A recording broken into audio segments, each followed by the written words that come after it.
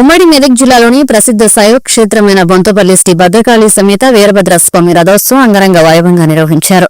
బుధవారం తెల్లవారుజామున వేద పండితుల మంత్రోచ్చరణ మధ్య శ్రీ భద్రకాళి సమేత వీరభద్రస్వామి ఉత్సవ విగ్రహాలను ఆలయ కమిటీ చైర్మన్ మద్ది ప్రతాపరెడ్డి, ఈవో శశిధర్ గుప్తా ధర్మకర్తల ఆధ్వర్యంలో రథోత్సవం ప్రతిష్ఠించారు. రథోత్సవానికి ముందు వేద పండితులు యజ్ఞయాగాదుల హోమాలు చేపట్టారు.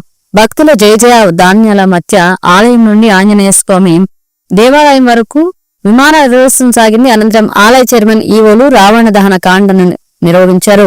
ఈ సందర్భంగా ఆలయ చైర్మన్ మద్ది ప్రతాపరెడ్డి మాట్లాడుతూ శ్రీ భద్రకాళి సమేత వీరభద్రస్వామి ఈ ప్రాంతంలో స్వయంభుగా వెలసి భక్తుల పాలిట కొంగు బంగారంగా విరజిల్లుతున్నారన్నారు.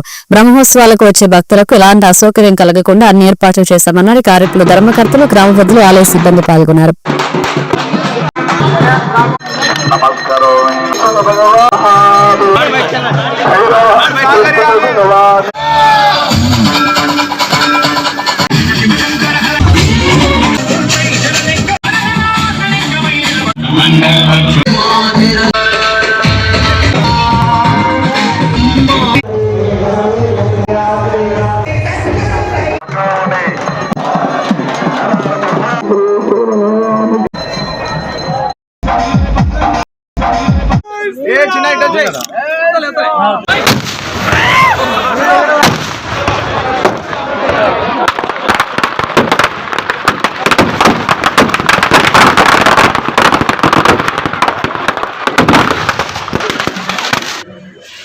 అందరికీ నమస్కారం.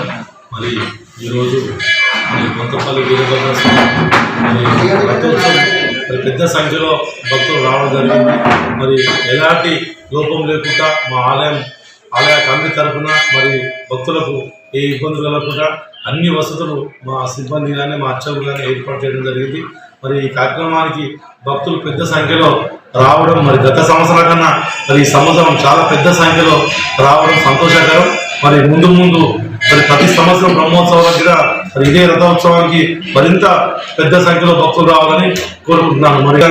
మరి వీరభద్రస్వామి ఆశీస్సులు మరి ఎల్లవేళలా ప్రజలందరికీ ఉండాలని కోరుకుంటున్నాను.